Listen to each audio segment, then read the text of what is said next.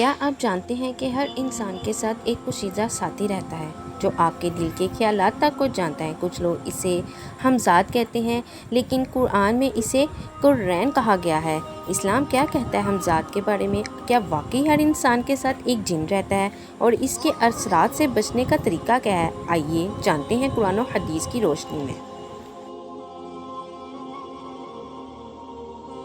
سورہ زخرف آیت نمبر 36 وَمَن يَعْشُ عَن ذِکْرِ الرَّحْمَٰنِ نُقَيِّضْ لَهُ شَیْطَانًا فَهُوَ لَهُ قَرِینٌ، یعنی جو رحمان کے ذکر سے منہ موڑتا ہے اس پر ہم ایک شیطان مسلط کر دیتے ہیں جو اس کا ساتھی بن جاتا ہے۔